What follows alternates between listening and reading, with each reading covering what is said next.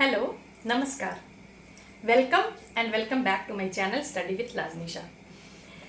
जैसा कि पिछला वीडियो में मैंने आपको बताया था कि उसका कंटिन्यूएशन में मैं एक और वीडियो बनाने वाली हूँ। ये उसी के कंटिन्यूएशन में है। सेकेंड टर्म का आपका पेपर चल रहा है और फर्स्ट बुक पार्ट ए जो बुक है समकालीन विश्व की राजनीति, उसके जो 3 चैप्टर आने वाले हैं उसके सारे टॉपिक मैंने कवर किया पिछले वीडियो में। और इस वीडियो में अगले बुक पार्ट बी में से स्वतंत्र भारत में राजनीति, इस बुक के जो 3 चैप्टर आ रहे हैं उसके सारे टॉपिक कवर करने वाली हूँ। यदि आपने मेरे पिछले वीडियो को नहीं देखा है तो डिस्क्रिप्शन बॉक्स में इसका लिंक दिया हुआ है, आप उस वीडियो को देख लेंगे तो और ज़्यादा समझ में आएगा वो, और इसके बाद कंटिन्यूएशन में ये रहेगा। तो चलिए हम शुरू करते हैं इसको। इसमें पार्ट बी का जो बुक है स्वतंत्र भारत में राजनीति, इसका जो सबसे पहला चैप्टर आने वाला है वो है भारत में दल और दलीय व्यवस्था से। इससे क्वेश्चन पूछे जाने वाले हैं। कुल 6 अंक के क्वेश्चन इसमें से पूछे जाएंगे। इसमें भी सेलेक्टेड टॉपिक हैं जिससे कि पूछा जाएगा। पहला दलीय व्यवस्था है, दूसरा कांग्रेस प्रणाली है और तीसरा है गठबंधन का बहुदलीय गठबंधन व्यवस्था। ये 3 टॉपिक ही इसमें से पूछे जाएंगे, इसलिए मैं इसी को यहाँ पे डिफाइन कर रही हूँ। बहुत बारीकी से देखिएगा, सुनिएगा। यदि आपको कुछ कमी लगे या आपको लगे कि कुछ और जानकारी हासिल होनी चाहिए या कोई टॉपिक छूट रहा है या किसी चीज़ के बारे में और ज़्यादा जानना चाहते हैं तो प्लीज़ कमेंट कीजिएगा, ताकि उस आपके कमेंट से रिलेटेड वीडियो को मैं बनाऊं और आपके सामने प्रस्तुत करूं, ताकि आप को उससे हेल्प मिल सके। चलिए हम देखते हैं भारत में दल और दलीय व्यवस्था। तो सबसे पहले हम यहाँ देखेंगे कि राजनीतिक दल होता क्या है, राजनीतिक दल किसे कहते हैं। राजनीतिक दल में एक ऐसे लोगों का समूह है राजनीतिक दल, जिसमें एक समान राजनीतिक विचार सभी लोगों का होता है। यहाँ पे राजनीतिक बोलना बहुत जरूरी है। उनके अपने पर्सनल ओपिनियन अलग हो सकते हैं, लेकिन उनका पॉलिटिकल ओपिनियन एक होना चाहिए। ऐसे लोगों का समूह एक राजनीतिक दल को बनाता है। आगे हम देखेंगे राजनीतिक दल के कार्य क्या होते हैं, ये राजनीतिक दल बनते क्यों हैं। इसका सबसे पहला कार्य है चुनाव लड़ना, क्योंकि शासन व्यवस्था चलाना है, सत्ता में आना है, जिसके लिए सबसे पहले इन्हें चुनाव लड़ना पड़ेगा। दूसरा कार्य क्या है, अपनी नीतियों और कार्यक्रमों को मतदाताओं के समक्ष रखना। जब तक राजनीतिक दल अपने कार्यक्रम और नीतियों को मतदाताओं के सामने नहीं रखेंगे तो मतदाताओं को पता कैसे चलेगा कि ये पार्टी जब सत्ता में आ जाएगी तो हमारे लिए क्या करेगी। तो एक तरह का प्रलोभन, लालच या अपने कार्यक्रमों और नीतियों को मतदाताओं के समक्ष वो रखते हैं, ताकि मतदाताओं को पता चल जाए कि सत्ता में आने के बाद हमारा क्या फायदा होने वाला है, हमारे देश का क्या फायदा होने वाला है। तीसरा जो कार्य है वो सबसे बड़ा कार्य है सरकार बनाना और सरकार चलाना। जब मतदाताओं से वोट मिल जाती है इनको और जब इनकी जीत हासिल हो जाती है तो क्या कार्य हो रह जाता है इनका, सरकार बनाने का और सरकार चलाने का। तो ये 3 कार्य यहाँ पे दिया हुआ है, आप इसको बहुत अच्छे से समझ लीजिएगा बच्चों। आगे हम देखेंगे कि पूरे विश्व में किस प्रकार की दलीय व्यवस्था पाई जाती है। 3 तरह की दलीय व्यवस्था पाई जाती है पूरे विश्व में। पहला एक दलीय व्यवस्था, दूसरा 2 दलीय व्यवस्था या द्विदलीय व्यवस्था भी कहते हैं, और तीसरा बहुदलीय व्यवस्था। जैसे कि नाम से ही पता चल रहा है, एक दलीय व्यवस्था में सिर्फ एक दल को मान्यता प्रदान होता है उस देश के द्वारा, उस देश के संविधान के द्वारा, और उस एक ही दल से, एक ही पार्टी से अलग अलग कैंडिडेट खड़े होते हैं और वो सरकार बनाते हैं और सरकार शासन चलाते हैं। एग्जाम्पल चाइना में सिर्फ एक दलीय दल को मान्यता प्रदान है। दूसरा है 2 दलीय या द्विदलीय। इसमें 2 दल होते हैं जिसको कि संविधान के द्वारा मान्यता दिया जाता, और यही दोनों दल बारी बारी से सरकार बनाती है। बारी बारी से का मतलब ये नहीं है कि एक बार ये बनाया तो दूसरी बार दूसरे को बारी मिल गई। ये वोटिंग के ऊपर डिपेंड करता है कि जिसको जितना ज़्यादा वोट मिला है वही अपनी सरकार बना सकता है। लेकिन इसमें सिर्फ 2 दल होते हैं, और इसका एग्जाम्पल है यूएसए, अमेरिका में 2 दलीय व्यवस्था है। और तीसरा है बहुदलीय व्यवस्था, जैसे कि नाम से ही पता चल रहा है, बहुत सारे दल, बहुत सारे पार्टियों को मान्यता प्रदान है संविधान के द्वारा। वो चुनाव लड़ सकते हैं और जीत हासिल करने के बाद अपनी सरकार बना सकते हैं। जाहिर सी बात है, ऐसी व्यवस्था हम कहाँ देखते हैं? जी हाँ, अपने भारत में, हमारे देश में बहुदलीय व्यवस्था है। अब हम यहाँ पे देखेंगे बहुदलीय व्यवस्था के क्या लाभ हैं। क्या इसके कुछ लाभ हैं? बहुत सारे लाभ हैं।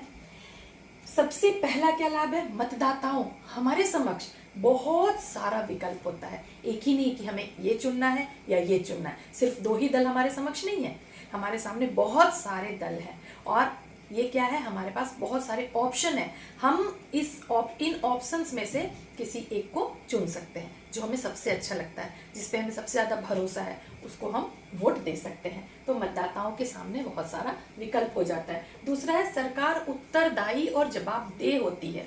जब बहुदलीय व्यवस्था होती है जिस देश में, वहाँ जो सरकार है उसको रिस्पॉन्सिबल होना पड़ता है। अगर वो रिस्पॉन्सिबल नहीं होगा तो मतदाता क्या करेंगे? वो रिस्पॉन्सिबिलिटी उससे हटा करके किसी और को दे देंगे। तो यहाँ पे जो सरकार है वो जवाबदेह होती है और उत्तरदायी होती है। अगला क्या लाभ है इसका? प्रत्येक वर्गों और विचारों का प्रतिनिधित्व होता है हमारे शासन व्यवस्था में। जैसे कि बहुदलीय व्यवस्था में अलग अलग धर्म के, अलग अलग जाति के, हर तबके के प्रतिनिधि चुन करके आते हैं। मतदाताओं के द्वारा अलग अलग अपने प्रतिनिधि को चुने जाते हैं, जो कि हर कैटेगरी से होते हैं, हर जाति से होते हैं, हर धर्म से रिलेटेड होते हैं। तो ऐसे में क्या होता है? हर वर्ग का विचार मिल पाता है सरकार में। प्रत्येक वर्गों और विचारों का प्रतिनिधित्व मिल पाता है। आगे है इसके लाभ, किसी एक पार्टी की तानाशाही पे रोक लग जाती है। अगर कोई एक पार्टी चाहे कि मैं ही तो सरकार चलाऊंगा और कोई है ही नहीं, तो फिर वो क्या करने लगता है? तानाशाह बन जाता है और जनता के ऊपर रौब जमाने लगता है, अपने हिसाब से काम करने लगता है, अपना उल्लू सीधा करता है सिर्फ। ऐसे में जब बहुदलीय व्यवस्था होती है तो एक पार्टी की तानाशाही पे रोक लग जाती है। आइए अब हम देखते हैं भारत के प्रथम आम चुनाव के बारे में। प्रथम आम चुनाव कब हुआ, कैसे कराया गया, इसके बारे में। इससे पहले हम थोड़ा सा संविधान के बारे में जान लेते हैं। सब जानते होंगे कि संविधान बना कब था? 26 नवंबर 1949 में हमारा संविधान बन के तैयार हुआ था। लेकिन इसको लागू कब हुआ था? 26 जनवरी 1950 में ये लागू किया गया था। अब हम देखेंगे हमारा प्रथम आम चुनाव कब बना। हमारा प्रथम चुनाव आयोग कब बना? हमारा चुनाव आयोग 1950 में बना, 1950 में। और मुख्य चुनाव आयुक्त, जो पहले मुख्य चुनाव आयुक्त थे, वो थे सुकुमार सेन। दो क्वेश्चन इसमें से पूछा जा सकता है कि हमारे पहले मुख्य चुनाव आयुक्त कौन थे, या ये पूछा जा सकता है कि अभी वर्तमान समय के मुख्य चुनाव आयुक्त कौन है। तो प्रथम मुख्य चुनाव आयुक्त सुकुमार सेन थे और वर्तमान समय में सुशील चंद्रा मुख्य चुनाव आयुक्त के रूप में हैं। और चुनाव कब कराया गया? आयोग बन के तैयार हुआ 1950 में, लेकिन चुनाव कब शुरू हुआ? प्रथम आम चुनाव भारत में 1952 में हुआ। ऐसा क्यों? क्योंकि बहुत ज़्यादा परेशानियां आई भारत में चुनाव करवाने में, बहुत ज़्यादा परेशानियां आई। अब कौन कौन सी चुनौतियां थी इसके समक्ष, इसको हम देखेंगे। और ये दो तरीके से क्वेश्चन पूछा जा सकता है। पहला कि प्रथम आम चुनाव में कौन कौन सी चुनौतियां आई, इसी को दूसरा क्वेश्चन पूछा जा सकता है दूसरे तरीके से कि प्रथम आम चुनाव को भारतीय इतिहास का सबसे बड़ा जुआ क्यों कहा जाता है। इन दोनों प्रश्नों का आंसर एक ही होगा, जो कि आप पॉइंट वाइज करोगे। आंसर पहले भी मैंने बताया है कि कोई भी आंसर आप पैराग्राफ फॉर्म में नहीं करोगे, पॉइंट वाइज करोगे। तो इसमें आइए हम देखते हैं कि उस टाइम क्या क्या चुनौतियां आई थी। तो सबसे पहली चुनौती थी यहाँ की जनसंख्या। मतदाताओं की जो जनसंख्या थी वो बहुत ही विशाल थी, बहुत बड़ी जनसंख्या थी। और ऊपर से ये क्या थी? गरीब और निरक्षर थी। गरीब तो थी ही और निरक्षर थी। अब आप कहेंगे कि गरीबी से क्या इसका मतलब है, तो गरीबों को बहुत जल्दी लालच दे दिया जा सकता है। उनके प्राइमरी नीड के लिए, उनकी ज़रूरतों को पूरा करने के लिए लालच दे करके और वोट खरीदा जा सकता है। तो गरीब और निरक्षर जनसंख्या जो पढ़ी लिखी नहीं थी, उनको बहुत ज़्यादा परेशानी का सामना करना पड़ रहा था कि किस तरीके से चुनाव होगा। अगला इसमें पॉइंट है संसाधनों की कमी। जिन संसाधनों का प्रयोग किया जाता है चुनाव कराने के लिए, उतने संसाधन भी नहीं थे, बहुत मुश्किल से हो पाया था चुनाव। प्रशिक्षित चुनाव कर्मियों का अभाव। अभी भी हम देखते हैं कि चुनाव से पहले बहुत सारे लोगों को, सरकारी कर्मचारियों को प्रशिक्षण दिया जाता है, उनको बताया जाता है, उनको ट्रेंड किया जाता है कि किस तरीके से चुनाव करवाना है। उस समय इस ट्रेनिंग की कमी थी और जो कर्मचारी थे जो इसमें लगे हुए थे चुनाव करवाने में, वो प्रशिक्षित नहीं थे, उनको अच्छे से पता नहीं था कि चुनाव करवाना कैसे है। चुनाव क्षेत्रों का सीमांकन करना भी कठिन था। पता नहीं चल रहा था कि कौन से सीमांकन को, मतलब कितने क्षेत्र को एक चुनाव क्षेत्र बनाया जाए। इसके सीमांकन करने में भी बहुत ज़्यादा कठिनाई थी। अगला है मतदाता सूची बनाना, बहुत कठिन कार्य था। पता नहीं चल रहा था कि किस घर में कितने मतदाता है। 18 साल के ऊपर के जितने भी लोग थे उनको वोट देने का अधिकार होता है और उनकी सूची बनाई जाती है। वोटिंग के पहले ये बहुत सारे काम जो होते हैं वो कर लिए जाते हैं और इन सब चीज़ों में बहुत सारी परेशानियों का सामना करना पड़ा था, जिसकी वजह से प्रथम आम चुनाव को भारतीय इतिहास का सबसे बड़ा जुआ कहा जाता है।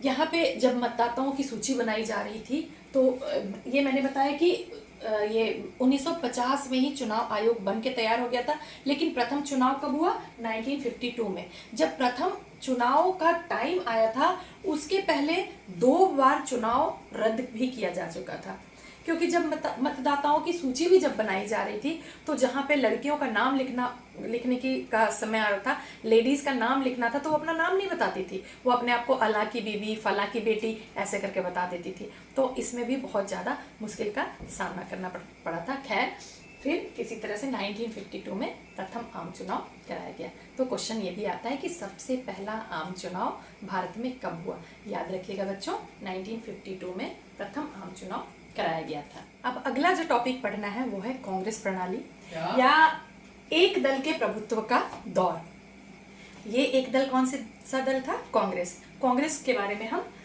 पढ़ेंगे। जैसा कि हम सब जानते हैं, या मैं आपको बताना चाहती हूँ कि स्टार्टिंग के जो 3 चुनाव थे, तीनों में कांग्रेस की बहुत ही बड़ी जीत हासिल हुई थी, बहुत ज़्यादा कामयाब रहा था 3 चुनाव तक कांग्रेस।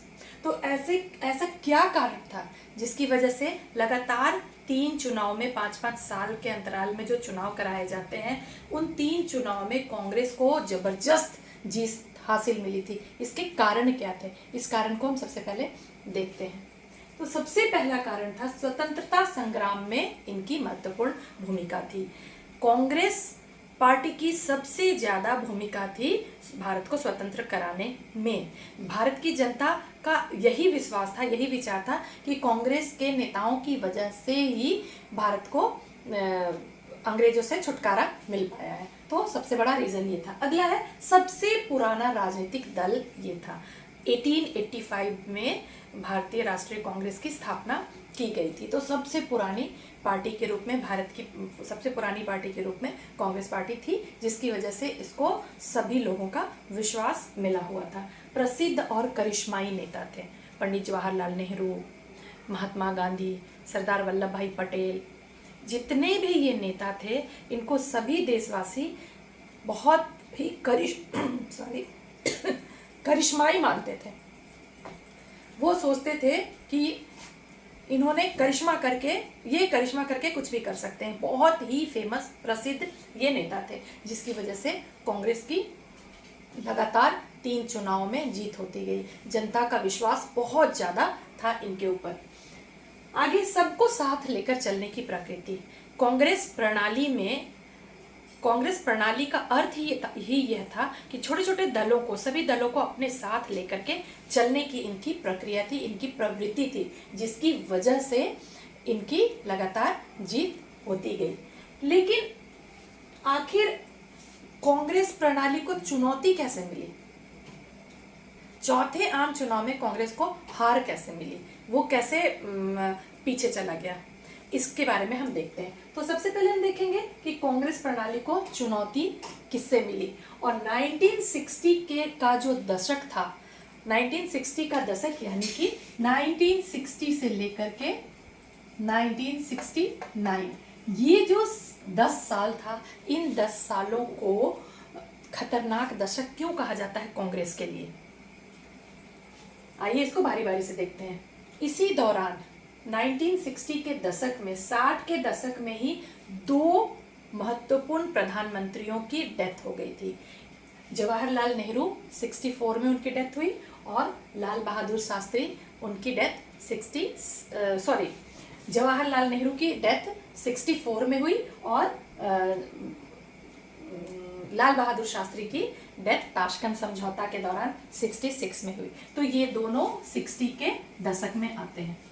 इसी दौरान भारत को 2 युद्धों का सामना करना पड़ा। इंडो चाइना वार हुआ 1962 में और 1965 में इंडो पाक युद्ध हुआ, भारत पाकिस्तान का युद्ध हुआ 1965 में। तो क्या होता है, जब युद्ध होता है तो युद्ध के समय बहुत देश की स्थिति बहुत खराब हो जाती है, बहुत सारा पैसा सैनिकों के देखरेख में चला जाता है, जिसकी वजह से क्या हो गया, महंगाई बढ़ गई, बढ़ती बेरोजगारी बहुत ज़्यादा बढ़ गई, गरीबी बहुत ज़्यादा हो गया, आंदोलन, बहुत सारे आंदोलन होने लगे क्योंकि जनता असंतुष्ट थी, जनता में असंतोष फैल गया इन सब की वजह से। अब जहां भूखे जनता मर रही है, उपज कम हो रहा है, उपज का बहुत बड़ा हिस्सा जो उसका जो पैसा मिल रहा है वो सैनिकों के लिए भेज दिया जा रहा है। तो ऐसे में जनता असंतुष्ट हो गई, आंदोलन करने लगी, विद्रोह करने लगी और सांप्रदायिक दंगे भी भड़क गए। तो आप देख सकते हैं कि ये 3 मेन कारण थे जिसकी वजह से 1960 के दशक को कांग्रेस के लिए खतरनाक दशक कहा जाता है। समझ गए बच्चों? अब हम आते हैं चौथे आम चुनाव पे। हमने देखा कि लगातार 3 आम चुनाव में कांग्रेस की जीत हुई। चौथा आम चुनाव में क्या हुआ? चौथे आम चुनाव को राजनीतिक भूकंप के रूप में भी जाना जाता है। चौथा आम चुनाव 1967 में हुआ था और इसे राजनीतिक भूकंप क्यों कहते हैं? क्योंकि अचानक से कांग्रेस एकदम से नीचे चला गया था। 9 राज्यों में कांग्रेस अपनी सरकार नहीं बना पाई। 9 राज्यों में 1967 के जो चौथा आम चुनाव हुआ था उसमें 9 राज्य में कांग्रेस अपनी सरकार नहीं बना पाई। बिहार और पंजाब में तो मिलीजुली सरकार या गठबंधन की सरकार बन गई। तो गठबंधन की सरकार का दौर राज्यों में 1967 से शुरू हो गया। केंद्र में कब से शुरू हुआ ये हम आगे पढ़ेंगे, लेकिन यहाँ पे ये याद रखना जरूरी है कि बिहार और पंजाब में गठबंधन की सरकार बनी 1967 में स्टार्ट हुई और उस समय से फिर आगे बढ़ती गई। 9 राज्यों में कांग्रेस सरकार नहीं बना पाई और गैर कांग्रेसवाद का एक बात कहा राम मनोहर लोहिया ने। ये गैर कांग्रेसवाद क्या है? बहुत सारे कांग्रेस विरोधी दल एकजुट हो गए और इन्होंने एक अलग से कांग्रेस विरोधी मोर्चा बनाया। इसे ही गैर कांग्रेसवाद कहा है राम मनोहर लोहिया ने। इस बात को बहुत अच्छे से समझ लीजिए, याद कर लीजिए, ये आपका क्वेश्चन में आ सकता है। राम मनोहर लोहिया ने जो गैर कांग्रेसी दलों ने मिलकर के कांग्रेस विरोधी मोर्चा बनाया था उसको क्या नाम दिया? तो राम मनोहर लोहिया ने इसे गैर कांग्रेसवाद का नाम दिया था। इस चैप्टर के कुछ महत्वपूर्ण टॉपिक हैं। कांग्रेस का विभाजन। कांग्रेस का विभाजन कैसे हुआ? तो ये हम जानते हैं कि कांग्रेस में पहले सिंडिकेट थे। सिंडिकेट क्या है? सिंडिकेट प्रभावशाली और ताकतवर नेताओं का समूह था जिनका कि पार्टी के संगठन पर नियंत्रण था और इन्होंने ही जवाहरलाल नेहरू,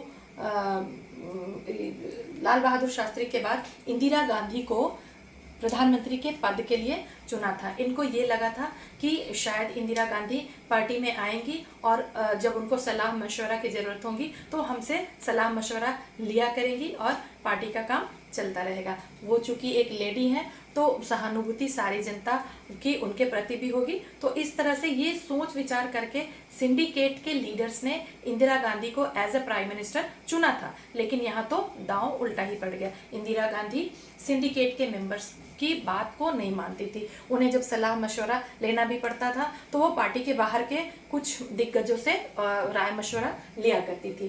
तो इसी बात पे कांग्रेस का विभाजन भी हुआ। कांग्रेस का विभाजन दो पार्ट में, किस किस पार्ट में हुआ? सिंडिकेट के नेताओं, जिनमें से प्रमुख थे के कामराज, नीलम संजीव रेड्डी और अतुल्य घोष जैसे दिग्गज नेता थे। ये इनका मतभेद हो गया था इंदिरा गांधी के साथ। जब 1969 में राष्ट्रपति के चुनाव की बारी आई तो सिंडिकेट के लीडर्स ने नीलम संजीव रेड्डी का नाम सुझाया राष्ट्रपति पद के लिए। इंदिरा गांधी उस समय प्रधानमंत्री थी। इंदिरा गांधी ने सिंडिकेट के मेंबर्स की बात नहीं मानी और उन्होंने अपने अलग एक कैंडिडेट वीवी गिरी को चुनाव के लिए खड़ा किया और उनका समर्थन करके उन्हें राष्ट्रपति का पद दिलाया। मतलब उनकी जीत हो गई और वीवी गिरी राष्ट्रपति के रूप में देश में आ गए।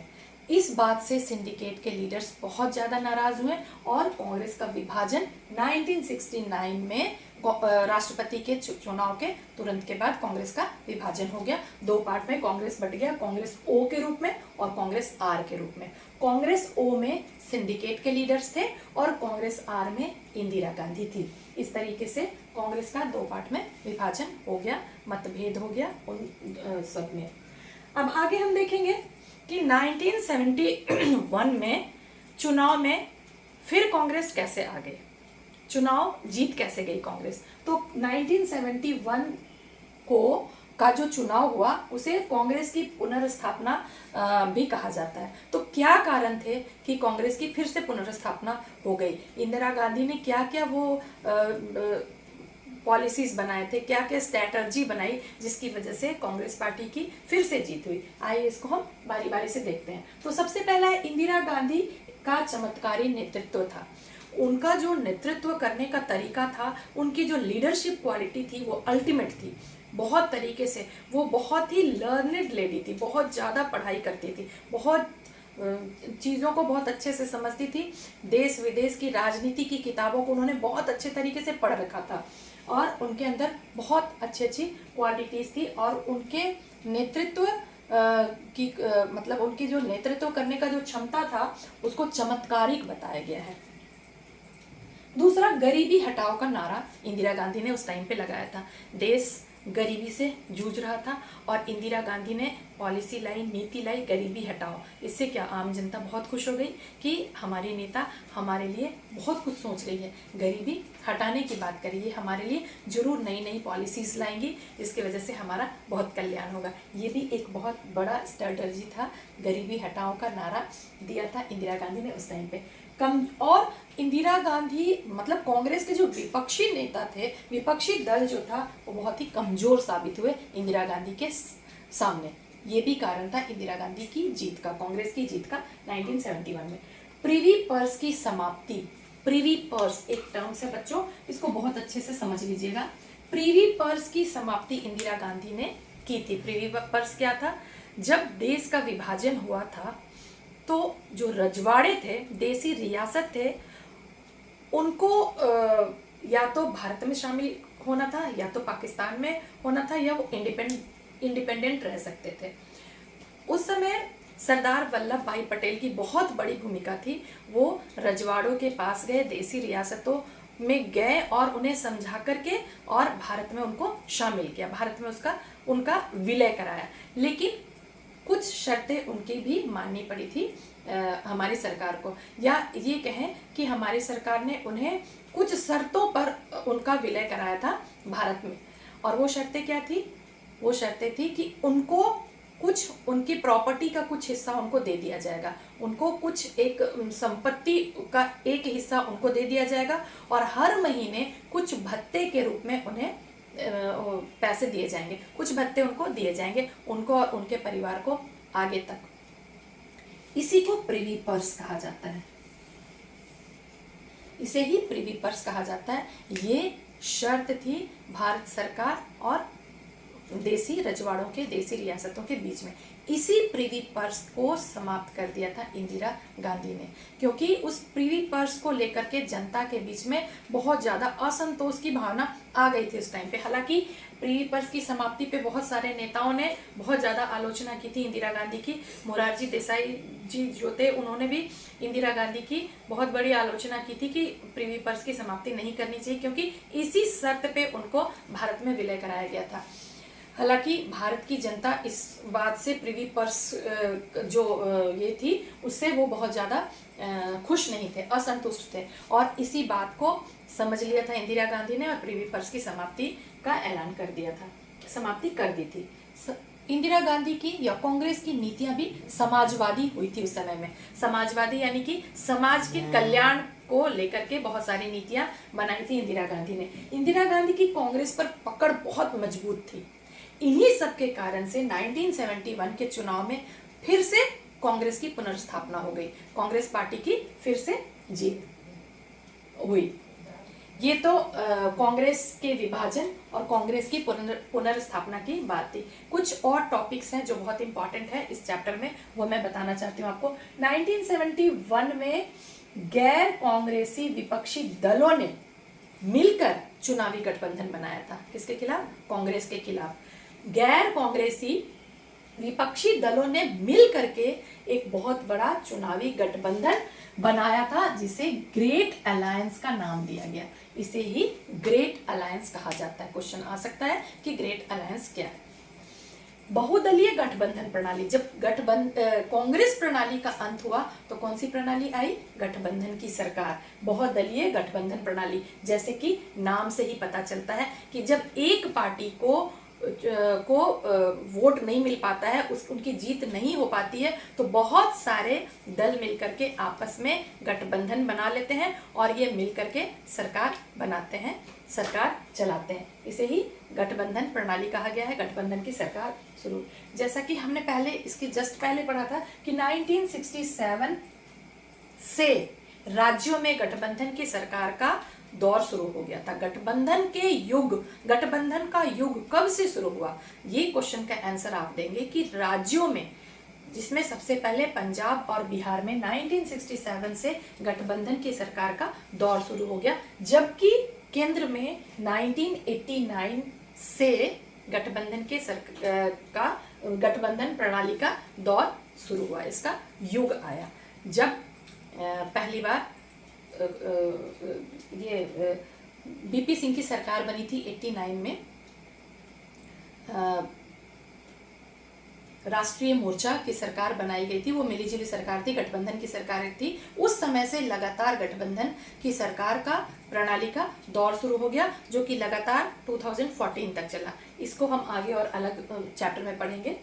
यहाँ पे इसमें कुछ और टॉपिक है, जैसे महत्वपूर्ण नारे दिए होते हैं और उसमें क्वेश्चन पूछा जाता है कि इस नारे को किसने दिया था। तो जय जवान जय किसान सभी जानते हैं, हमारे शास्त्री जी, लाल बहादुर शास्त्री जी ने जय जवान और जय किसान का नारा दिया था।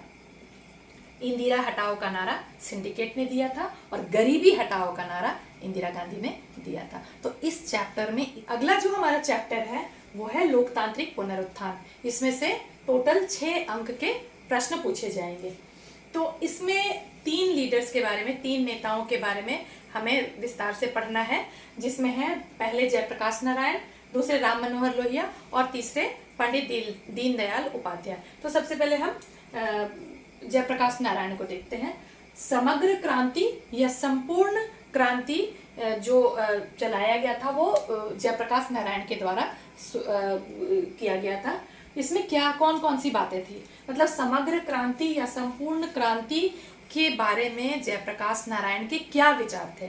उनके हिसाब से, उनके विचार से संपूर्ण क्रांति या समग्र क्रांति क्या थी, इसके बारे में जानते हैं। तो सबसे पहले ये भ्रष्टाचार के विरुद्ध ये एक संघर्ष था। जब बिहार और गुजरात के छात्रों ने इंदिरा गांधी के खिलाफ, या यूं कहिए इंदिरा गांधी नहीं, सरकार के खिलाफ, उस समय सरकार के खिलाफ आंदोलन शुरू कर दिया था। बिहार और गुजरात के स्टूडेंट्स ने। जब बिहार के स्टूडेंट्स इस आंदोलन में शामिल हुए, स्टार्ट किए आंदोलन को, तो उन्होंने जयप्रकाश नारायण को इनवाइट किया कि वो आकर के नेतृत्व करे इस आंदोलन का। उस समय जयप्रकाश नारायण पॉलिटिक्स से हट चुके थे, राजनीति को त्याग कर चुके थे और वो एक सोशल वर्कर के रूप में थे, सामाजिक कार्यकर्ता के रूप में थे। उन्होंने निमंत्रण स्वीकार कर लिया। वो उन्होंने कहा कि ठीक है, मैं नेतृत्व करूंगा, लेकिन मेरी भी कुछ शर्तें हैं। उन्होंने कहा कि पहला तो ये जो आंदोलन होगा वो अहिंसात्मक तरीके से होगा, इसमें हिंसा का नामो निशान नहीं होगा। और दूसरा ये कि ये आंदोलन सिर्फ बिहार तक ही सीमित नहीं रहेगा, ये केंद्र लेवल पे जाएगा, ऑल ओवर इंडिया में ये आंदोलन फैलना चाहिए। ये अगर ये शर्तें है, अगर मेरी शर्तें आप अगर मानते हो तो मैं इसमें नेतृत्व कर सकता हूँ। स्टूडेंट्स मान गए और इस तरीके से जयप्रकाश नारायण ने उस आंदोलन की अगुवाई की, उसका नेतृत्व किया और तभी उन्होंने संपूर्ण क्रांति का ऐलान कर दिया। उन्होंने कहा कि देश के जितने भी वर्ग हैं, चाहे वो किसी भी रूप में पीड़ित हैं, चाहे वो सरकारी कर्मचारी हो, चाहे वो किसान हो, चाहे वो लेबर हो, कोई भी हो, अगर वो पीड़ित है या दुखी है तो वो इस क्रांति का हिस्सा, इस आंदोलन का हिस्सा बन सकते हैं। इस तरह से सारे लोग इकट्ठे हो गए और संपूर्ण क्रांति शुरू हो गया। तो हम देखते हैं यहाँ पे कि उनके हिसाब से समग्र क्रांति या संपूर्ण क्रांति क्या थी। तो भ्रष्टाचार के विरोधी एक संघर्ष था। गुजरात और बिहार के छात्रों ने इस आंदोलन को शुरू किया था।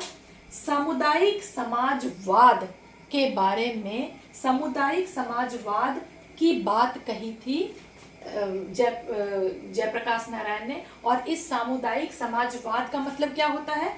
त्रिस्तरीय रूप से यथार्थ संघ का वो समर्थन करते हैं, जिसमें त्रिस्तरीय में 3 स्तर कौन कौन से होंगे? समुदाय, क्षेत्र और राष्ट्र। इन तीनों स्तरों, इन त्रिस्तरीय रूप में यथार्थ संघ का ये समर्थन करते थे। इसमें किसके रूपांतरण की ये बात करते थे? किसको परिवर्तन, किसमें बदलाव लाने की जरूरत है? व्यक्ति में। यदि व्यक्ति में बदलाव आएगा तो समाज बदल जाएगा, और यदि समाज में बदलाव आएगा तो राज्य या देश में रूपांतरण हो सकता है। तो रूपांतरण किसकी करने की बात कही थी इन्होंने? व्यक्ति की, फिर समाज की, उसके बाद राज्य या देश की। मूल तत्व में व्यक्ति है, यानी कि सबसे पहले बदलाव किस में लाने की जरूरत है? व्यक्ति में। ये नहीं कि हम बदल नहीं रहे हैं और अपने राज्य को बदलने की, अपने देश को बदलने की, अपने समाज को बदलने की सोचे। सबसे पहले खुद को बदलो। व्यक्ति अगर खुद बदल जाएगा तो समाज अपने आप बदल जाएगा। इसका मतलब है कि मूल तत्व में उन्होंने व्यक्ति को रखा था, जो भारत में परिवर्तन का प्रमुख द्योतक है। भारत तभी बदल सकता है जब भारत का व्यक्ति में बदलाव आ जाए। उन्होंने नैतिक, सांस्कृतिक, आर्थिक और राजनीतिक रूपांतरण का आह्वान किया था। यानी कि उनके हिसाब से किस किस में बदलाव आना चाहिए, किस किस क्षेत्र में बदलाव आना चाहिए। नैतिक क्षेत्र में भी बदलाव आना चाहिए, राजनीतिक सांस्कृतिक क्षेत्र में भी बदलाव होना चाहिए, आर्थिक क्षेत्र में भी बदलाव होना चाहिए और राजनीतिक क्षेत्र में भी रूपांतरण, चेंज आना चाहिए। तो ये विचार थे जयप्रकाश नारायण के। 3 लीडर्स में से एक लीडर के बारे में आपके एग्जाम में जरूर आने वाला है, या तो जयप्रकाश नारायण, या राम मनोहर लोहिया, या पंडित दीनदयाल उपाध्याय। तो इसको बहुत अच्छे से समझ लीजिएगा। दूसरा हम देखते हैं राम मनोहर लोहिया। उन्होंने क्या कहा था? किसके समर्थक थे वो? लोकतांत्रिक समाजवाद के समर्थक थे। लोकतांत्रिक समाजवाद के। यहाँ हम देखते हैं जयप्रकाश नारायण किसके समर्थक थे? सामुदायिक समाजवाद के। जबकि राम मनोहर लोहिया लोकतांत्रिक समाजवाद के समर्थक थे। विरोधी किसके थे वो पूंजीवाद और साम्यवाद के विरोधी थे। पूंजीवाद के भी विरोधी थे और साम्यवाद के भी विरोधी थे। आर्थिक उद्देश्य, 2 उद्देश्य के बारे में वो बताते थे कि 2 उद्देश्य होता है। एक है आर्थिक उद्देश्य, जिसमें कौन है? भोजन और शरण। भोजन और आश्रय ये व्यक्ति का आर्थिक उद्देश्य होता है, और गैर आर्थिक उद्देश्य व्यक्ति का क्या है? लोकतंत्र और स्वतंत्रता। लोकतंत्र के लिए और स्वतंत्रता के लिए पैसे की जरूरत नहीं होती है, इसीलिए इसको गैर आर्थिक उद्देश्य कहा गया है। और भोजन एवं शरण के लिए, भोजन और घर के लिए, आश्रय के लिए पैसे की जरूरत होती है, इसीलिए इसे आर्थिक उद्देश्य कहा गया है। चौबुर्ज राजनीति का प्रतिपादन करते हैं। चौबुर्ज, 4 तरह के बुर्ज का ये प्रतिपादन करते हैं, जिसमें बुर्ज का मतलब क्या होता है, एक पिलर के जैसा, जिसमें राजनीति तथा समाजवाद के में 4 स्तंभ को वो देखते हैं। कौन कौन से वो 4 स्तंभ है? सबसे ऊपर में केंद्र, उससे नीचे क्षेत्र, उससे नीचे जिला और उससे नीचे ग्राम। ऐसे चौबुर्ज राजनीति का ये वर्णन करते हैं। यानी कि सबसे नीचे में ग्राम होगा, ग्राम के ऊपर जिला, जिला के ऊपर क्षेत्र और क्षेत्र के ऊपर फिर केंद्र।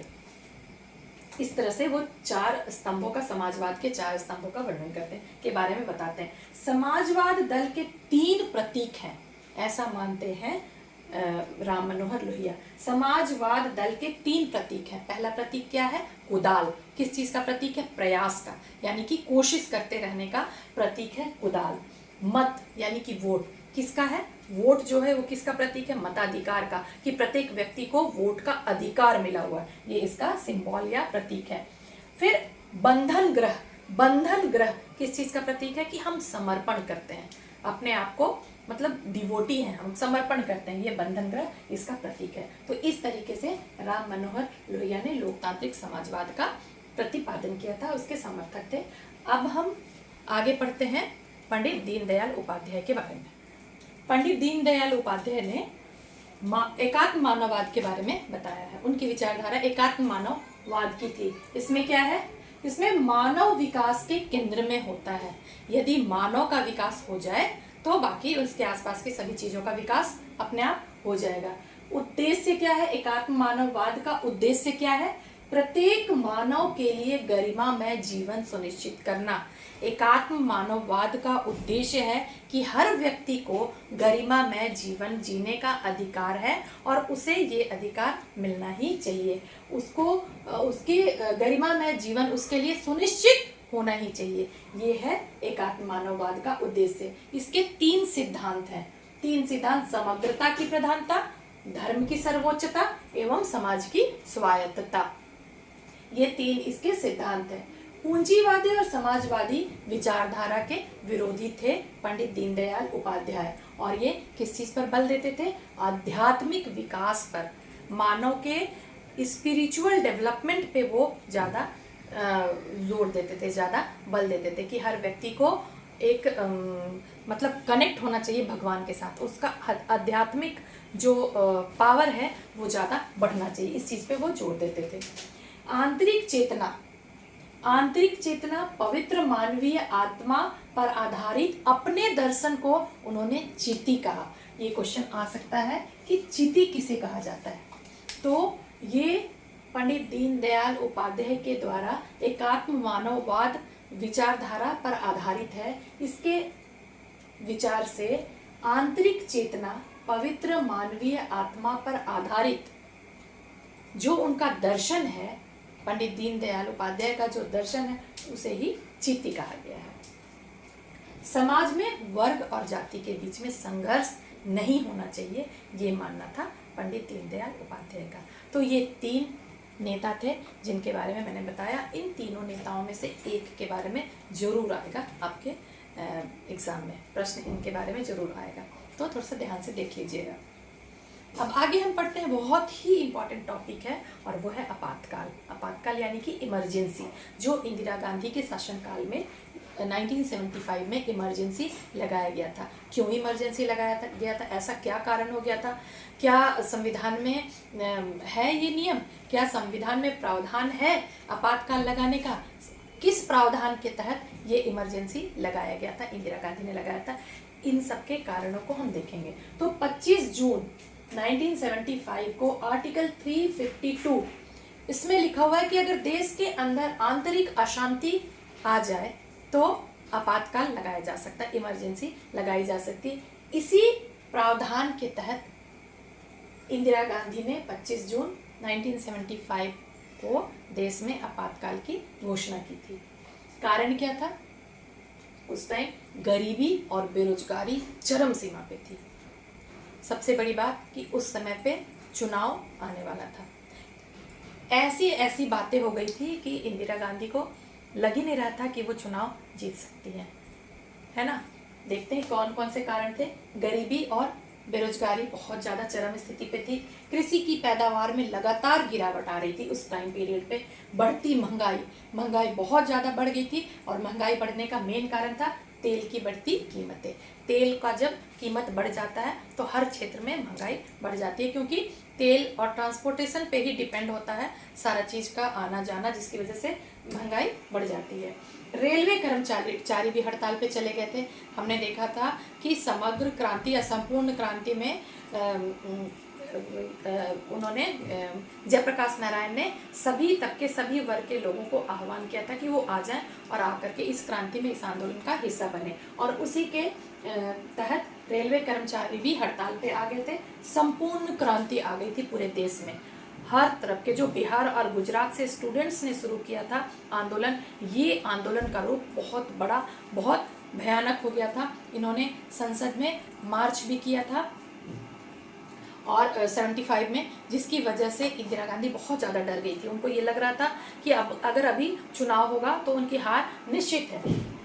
इंदिरा गांधी के निर्वाचन को भी इलाहाबाद उच्च न्यायालय ने अब अवैध घोषित कर दिया था। इंदिरा गांधी ने जब सर्वोच्च न्यायालय के जजेस का चुनाव होना था तो उसमें भी जूनियर जज को, 2 सीनियर जजेस के होने के बावजूद उन्होंने जूनियर जज को सर्वोच्च न्यायालय का मुख्य न्यायाधीश बनाया था, जिसकी वजह से बाकी हाई कोर्ट्स के जजेस के बीच में भी बहुत ज़्यादा असंतोष हो गया था। और इलाहाबाद के उच्च न्यायालय से इंदिरा गांधी के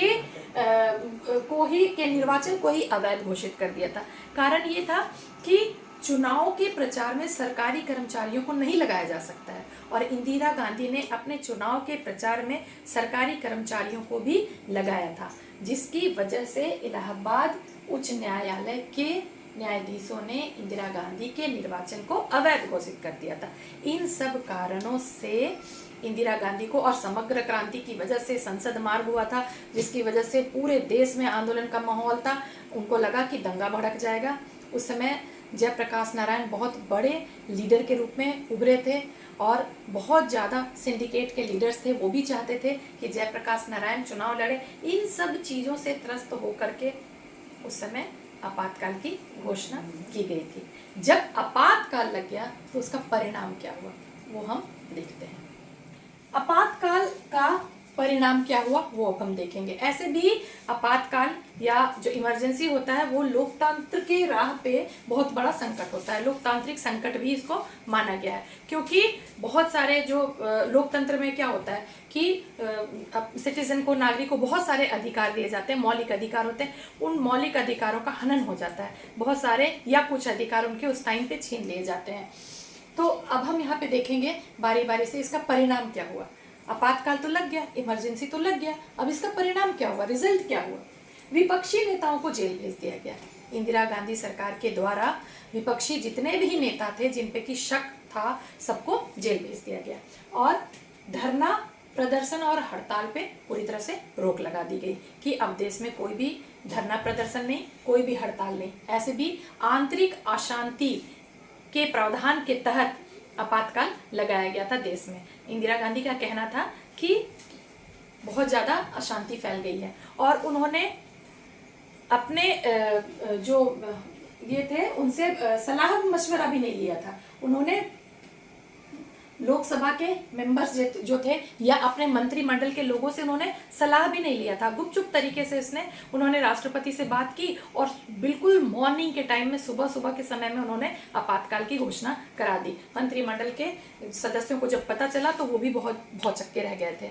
तो इस तरीके से इंदिरा गांधी ने किया था। और उन्होंने क्या किया, क्योंकि उस टाइम चुनाव होना था, लोकसभा चुनाव का समय था, तो इंदिरा गांधी को लगा कि इस समय अगर चुनाव हो जाएगा तो उनकी हार निश्चित है। इसलिए उन्होंने सबसे पहले क्या किया, उन्होंने संविधान में सुधार किया और लोकसभा के कार्यकाल को जो 5 साल का था उसको बढ़ा करके 6 साल का कर दिया, ताकि उनको लगा कि 1 साल के लिए कम से कम संकट टल गया, उस समय कुछ और सोच लिया जाएगा।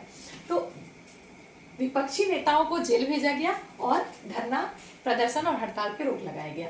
प्रेस पर सेंसरशिप लगा दिया गया। प्रेस को कुछ भी छापने की अनुमति नहीं थी। जो भी मटेरियल वो छापने वाले थे वो पहले उनको दिखाना होता था सरकार को, है ना। इंदिरा गांधी सरकार को दिखाना पड़ता था, उनके लोगों के सामने उनको दिखाना पड़ता था।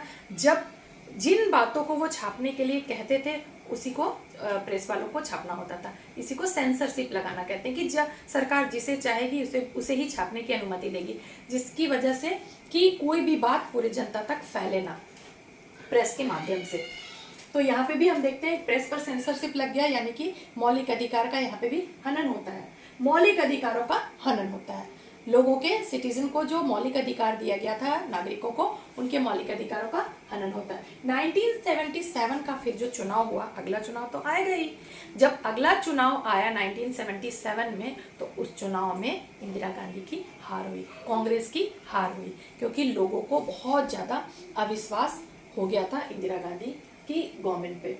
आपातकाल के बाद न्यायालय नागरिक अधिकार के प्रति ज्यादा सचेत हो गए। जब आपातकाल हो गया उसके बाद न्यायालय जो है, कोर्ट जो है, वो नागरिक के अधिकारों के प्रति बहुत ज़्यादा अलर्ट हो गए, बहुत ज़्यादा अलर्ट हो गए कि कहीं उनके अधिकारों को कोई और छीन ना सके, उसका हनन ना हो सके। पुलिस और प्रशासन का निष्पक्ष रूप से काम करना शुरू हो गया, क्योंकि आपातकाल के टाइम पर इंदिरा गांधी ने पुलिस और प्रशासन के कर्मचारियों को अपने पक्ष में ले लिया था, अपने तरीके से वो काम करवा रही थी। और बाद में, आपातकाल के बाद में, ये पुलिस और प्रशासन फिर से निष्पक्ष रूप से काम करना शुरू कर दी। तो ये था परिणाम आपातकाल का, जो कि बहुत ही भयानक था, बहुत ही भयानक था उस समय का। उस समय के अगर आप किसी से पूछे, आपके घर में जो बुजुर्ग हैं जिन्होंने उस टाइम को देखा है, तो आपको सही स्थिति का पता चलेगा। चलिए अब हम आगे बढ़ते हैं। सबक क्या मिलता है? क्या आपातकाल से आने वाले नेताओं को या जो सत्ताधारी हैं उनको कुछ सबक मिला? जी हाँ, बहुत सारा सबक उससे मिला। अब हम देखते हैं बारी बारी से क्या सबक मिला। सबसे पहले कि भारत में लोकतंत्र को समाप्त करना कठिन है।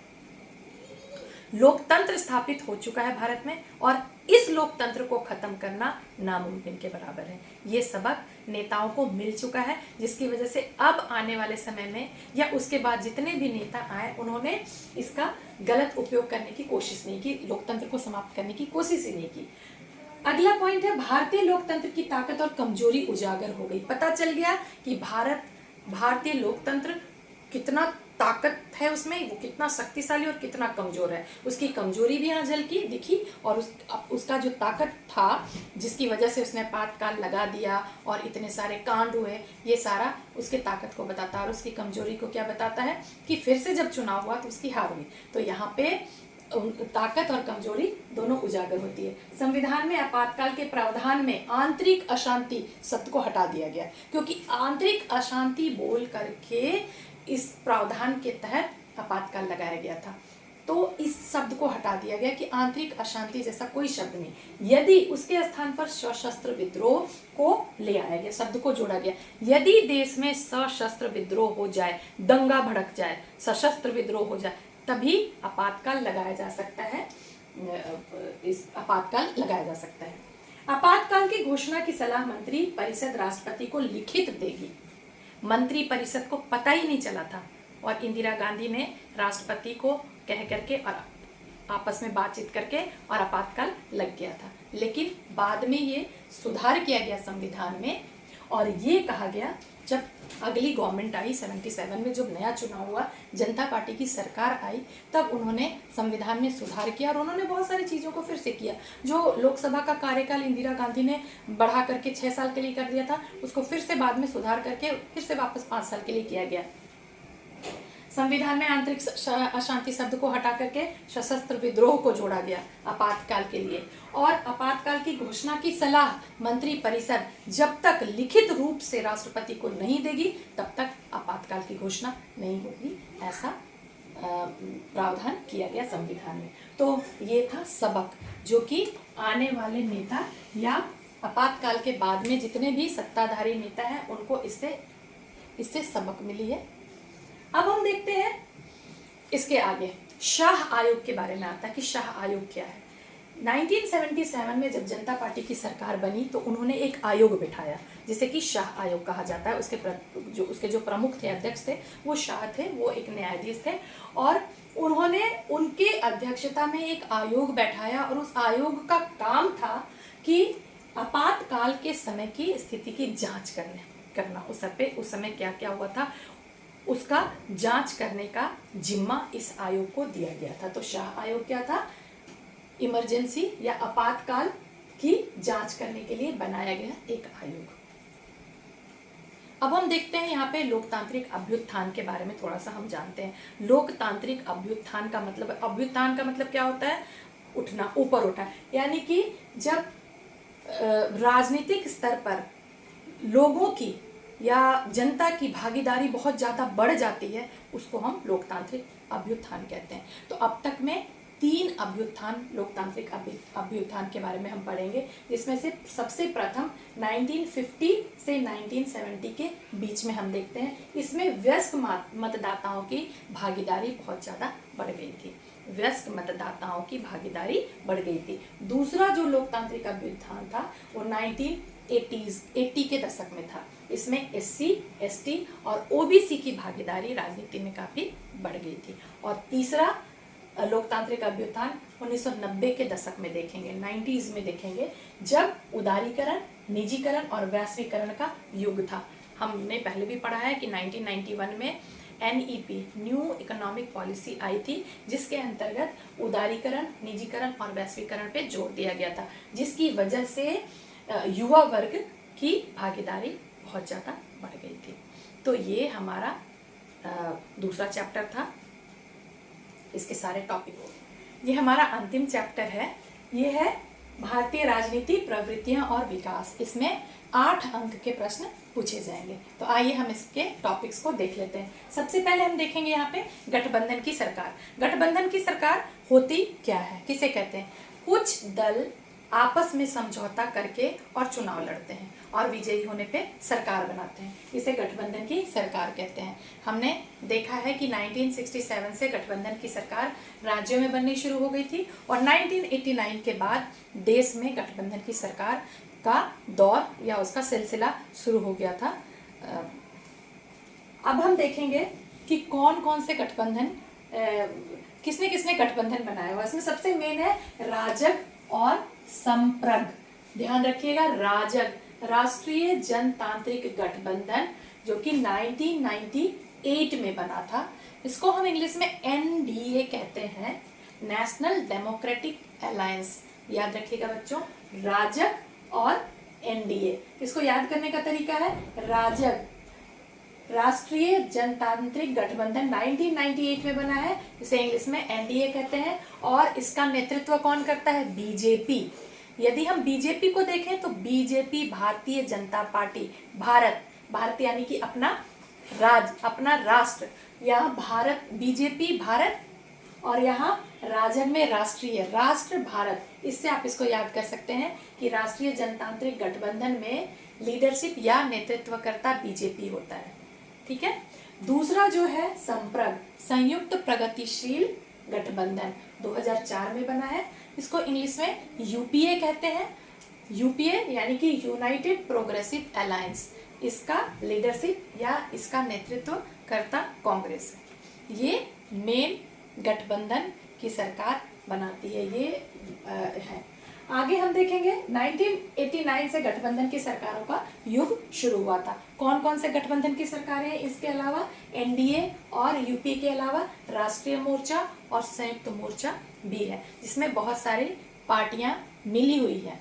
गठबंधन की सरकार में अकेला एक पार्टी नहीं होता है, इसके साथ बहुत सारे दल मिले होते हैं। जैसे कि NDA में BJP के साथ बहुत सारे दल मिले होते हैं, UPA में कांग्रेस के साथ बहुत सारे दल मिले हुए होते हैं, राष्ट्रीय मोर्चा में भी बहुत सारे दल मिल करके एक मोर्चा, राष्ट्रीय मोर्चा बनाते हैं, संयुक्त मोर्चा में भी बहुत सारे दल मिल करके इसको गठबंधन करते हैं।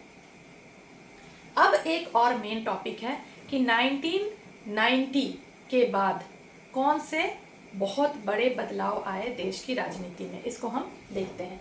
तो 1990 के बाद या 1990 के समय, यहाँ पे हम 1989 से ही बदलाव को देखना शुरू करेंगे, क्योंकि 1989 में सबसे पहले कांग्रेस प्रणाली का अंत हो गया। कांग्रेस प्रणाली का अंत हो गया और यहाँ से गठबंधन की सरकार का सिलसिला शुरू हुआ। 1990 में मंडल मुद्दा आया। मंडल मुद्दा, एक मंडल आयोग बिठाया गया था। 1960 से ही भारत के दक्षिणी राज्यों में OBC के लिए प्रावधान थे, उनको रिजर्वेशन दिया गया था, लेकिन उत्तर भारत में इसके लिए प्रावधान नहीं दिया गया था। तो 1978 में मंडल कमीशन के तहत एक मंडल आयोग बनाया गया बिंदेश्वरी प्रसाद मंडल की अध्यक्षता में, जिनका की काम था जनरल कास्ट और ST SC के बीच में बहुत सारी ऐसी जातियां थी जिनको कि समाज की मुख्य धारा में शामिल करना था। वो उनको जरूरत थी कि वो समाज की मुख्य धारा में आ जाएं। तो मंडल कमीशन या मंडल आयोग को ये कार्य दिया गया था कि उन जातियों की पहचान करें, उनकी लिस्टिंग करें और उनको समाज की मुख्य धारा में शामिल करने के उपाय बताए। उन्होंने उपाय भी बताया, जिसमें बताया 27% रिजर्वेशन। ये 1978 की बात थी, मंडल कमीशन बना था। लेकिन उसके बाद फिर ये मंडल जो आयोग था या इसकी जो सिफारिशें थी उसको लागू नहीं किया गया था। 1990 में जब 1989 में जब BP सिंह की सरकार बनी तो उन्होंने 1990 में मंडल आयोग को लागू कर दिया, जिसकी वजह से OBC को 27% का रिजर्वेशन मिल गया। इस बात को लेकर के पूरे देश भर में बहुत ज़्यादा दंगा भड़कने लगा और जनरल कास्ट के जो बच्चे थे या युवक थे उन्होंने वो ऑफिसेस के सामने आत्मदाह करने लगे। तो ये मुद्दा बहुत बड़ा मुद्दा था 1990 के दशक में।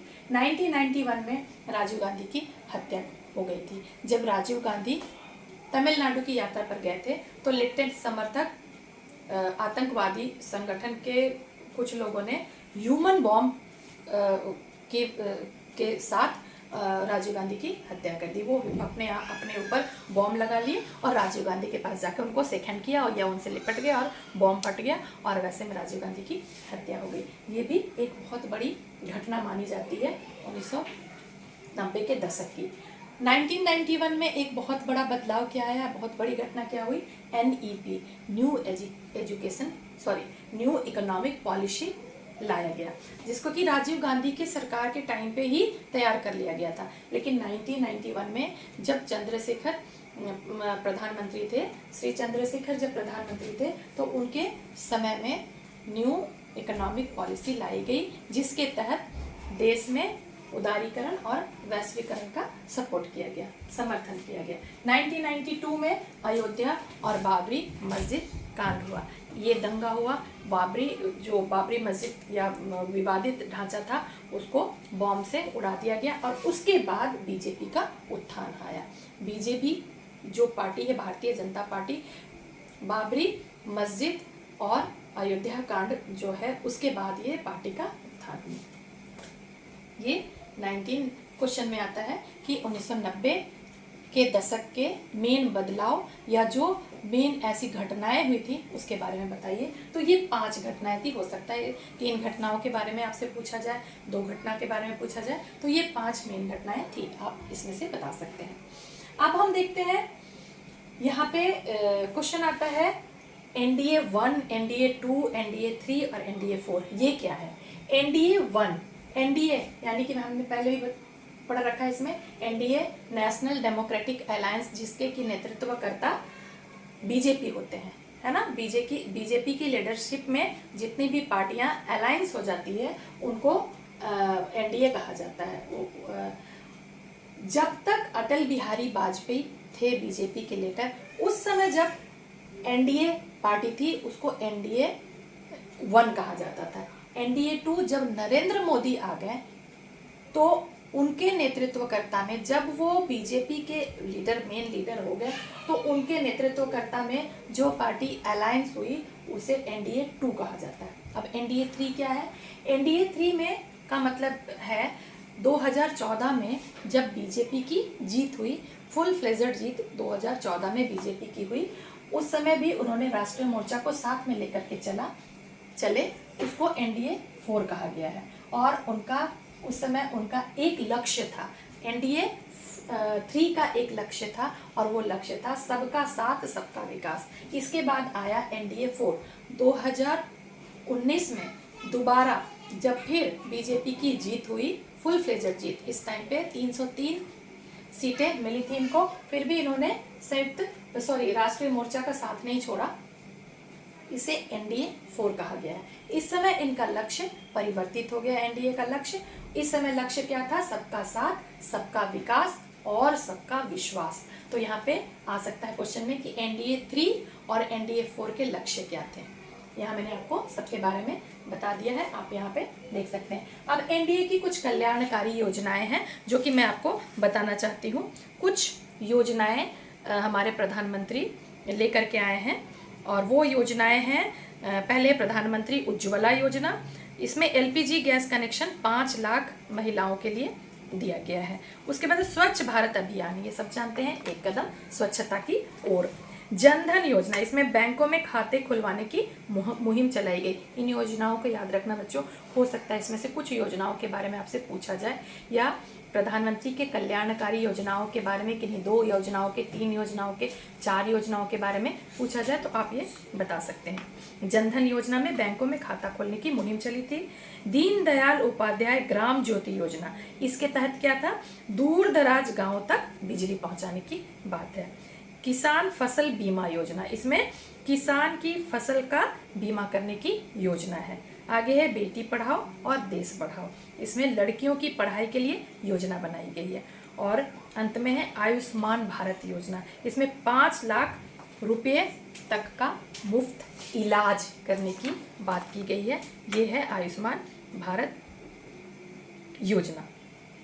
उद्देश्य क्या है इनका, ग्रामीण परिवारों और महिलाओं को केंद्र सरकार की योजनाओं का लाभार्थी बनाना। और सफलता मिली इनको 2019 के चुनाव में मतदाता जाति, वर्ग, लिंग से ऊपर उठकर विकास और सुशासन को केंद्र में लाने में ये सफल हुए हैं, ऐसा माना जाता है।